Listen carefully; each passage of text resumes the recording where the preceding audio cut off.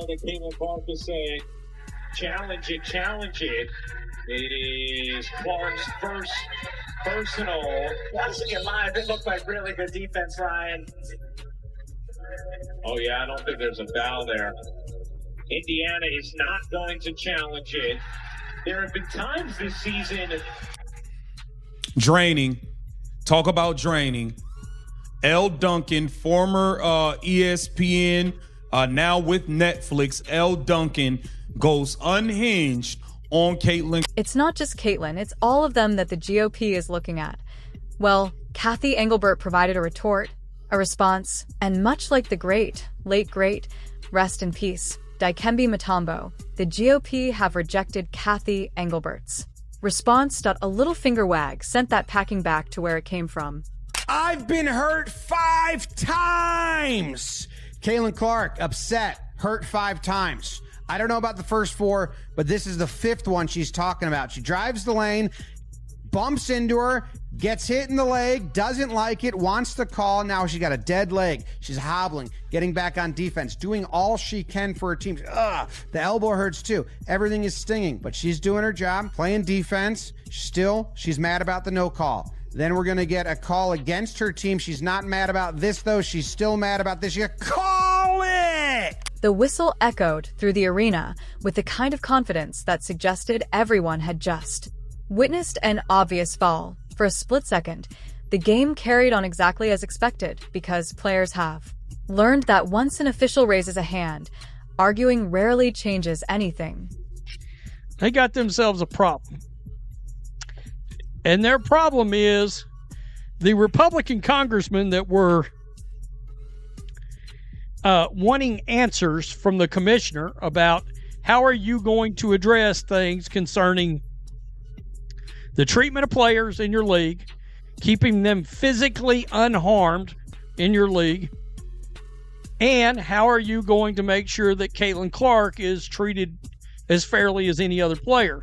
Then the replay appeared on the giant screen, and suddenly the conversation shifted from basketball to something much bigger. Instead of discussing a brilliant defensive possession or the next offensive set, fans inside the arena and thousands more watching from home found themselves rewinding the same few seconds over and over again, trying to answer a question that has become strangely familiar whenever Caitlin Clark is involved. The Indiana Fever cruise to another victory against the Seattle Storm. They win 105-95. And I'm done saying it looked like Iowa Caitlin Clark. This is Indiana Fever Caitlin Clark. She is balling out. Another game over 30 points and 5 assists. She ended up with 32 points and 7 assists. And she shot 9 for 14 from the field at over 50% from 3, nailing 4 out of 7. Did everyone just watch a perfectly legal defensive play get punished? The remarkable part was not simply that a whistle had been blown, because basketball has always been a sport filled with split-second judgment calls.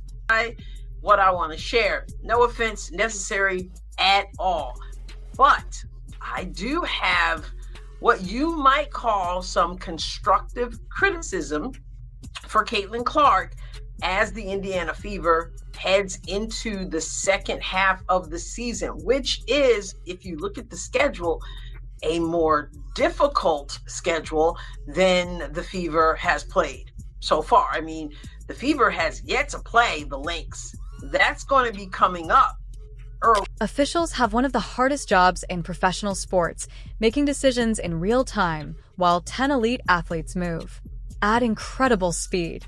What transformed this moment into another chapter of an ongoing debate was how quickly slow motion replay appeared to tell a very different story from the one that had unfolded in real time. As the television camera zoomed in from multiple angles, many viewers struggled to identify meaningful contact, while Clark immediately turned toward her bench with the unmistakable body language of a player convinced that the call deserved another look. That sequence lasted only a few seconds on the game clock, yet it instantly became one of the most discussed moments of the night. Social media filled with freeze frames, slowed down clips, and side-by-side comparisons. Before the next timeout had even ended, Clark's reaction added another layer to the story, because it was not the theatrical frustration that sometimes follows a difficult call. Instead, she repeatedly looked toward the sideline, appearing eager for her coaching staff to consider using a challenge. Players rarely ask for reviews unless they genuinely believe the replay will support their case, and Clark's confidence immediately caught the attention of commentators and fans alike. She seemed convinced that the video would tell a different story, and that belief spread rapidly as each replay angle circulated across television broadcasts and social media platforms. It's ridiculous. They keep trying to compare the Caitlin Clark situation and Emmett Till and all of it. This stuff is ridiculous, man. It is absolutely ridiculous and disgusting. Some of these people just want to push a nonsense, trash narrative against Caitlin Clark, and it is absolutely disgusting. Caitlin Clark has come out and spoke up for black people. She's went behind the scenes and tried to get the ladies paid more money. This is during her rookie season. The television cameras eventually found head coach Stephanie White, and viewers immediately began analyzing every expression on her face. Some believed she appeared hesitant. Others thought she was simply processing information from her assistants while deciding whether saving the challenge for later in the game might prove more valuable. Basketball strategy is rarely as simple as winning one disputed call, because coaches constantly weigh risk against reward. A successful challenge can change momentum, but an unsuccessful one can leave a team without an important strategic tool during the closing minutes. Television captures only a tiny slice of what coaches are doing during live competition. While one camera may show White looking in one direction, another might have revealed assistants speaking into her ear, players waiting for instructions, officials explaining procedural details. Nevertheless, sports fans have never been known for resisting a dramatic storyline. And within minutes, the image of Clark pleading for a challenge while the cameras focused on her coach became one of the defining visuals of the evening. Whether the foul should have been overturned or not eventually became only part of the wider discussion, because many supporters viewed the play through the lens of previous controversial officiating moments involving Clark. The Indiana Fever's scouting report should come with a warning label. When you have to deal with Caitlin Clark and Kelsey Mitchell, that is dangerous. Whether it's Caitlin or it's Kelsey, you're in a lot of damn trouble. And those two have hit a stride. It seems like the bond between Clark and Kelsey Mitchell has only gotten stronger. You know what's a great big myth? That Caitlin Clark hasn't improved her game, because she's improved her game tremendously. She's doing a lot more off the ball, moving without the ball, coming off of screens, and shooting the ball. Fair or unfair, every disputed whistle now carries additional baggage simply because so many earlier calls remain fresh in people's memories. When a player consistently finds herself at the center of viral officiating debates, each new incident naturally invites comparisons to those that came before. That growing history has created an unusual environment around Clark's games. Routine fouls that might have passed unnoticed a few seasons ago are now examined from every conceivable angle. Analysts slow the footage down to a fraction of normal speed. Fans compare rulebook interpretations, and former players offer their own perspectives on television and podcasts. The attention speaks volumes about Clark's popularity, but it also creates extraordinary scrutiny around every official working her games. A whistle involving Clark rarely remains just another whistle. That difference between real-time officiating and slow-motion replay has become one of modern sports most fascinating contradictions. That a movement that appears significant at full speed can look almost invisible when slowed down, while incidental contact sometimes seems far more dramatic after repeated replays.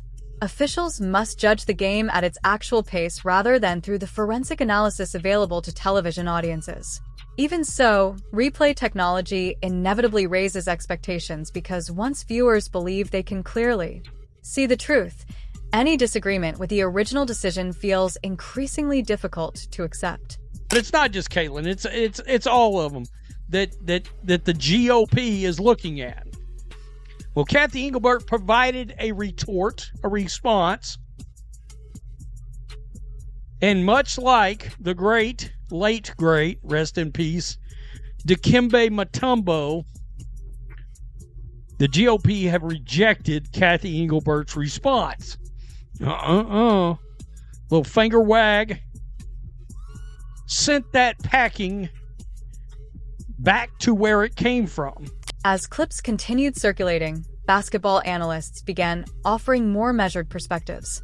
Some believed Clark had every reason to feel frustrated because the replay appeared to show strong positional defense. Others pointed out that officials may have seen contact obscured from the broadcast cameras or interpreted the play differently based on angles unavailable to viewers that split among experienced observers. Highlighted an important reality.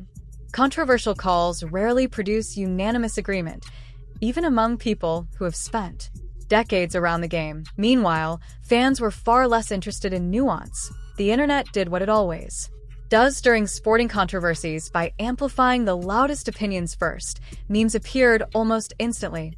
Replay clips accumulated millions of views, and passionate debates unfolded beneath nearly every basketball-related post across multiple platforms. One reason these moments generate such enormous attention is Clark's unique place within the sport.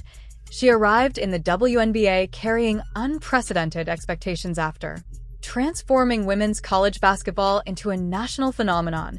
Every arena she visits attracts enormous crowds, television ratings climb, merchandise sales remain exceptionally strong, and media coverage expands dramatically.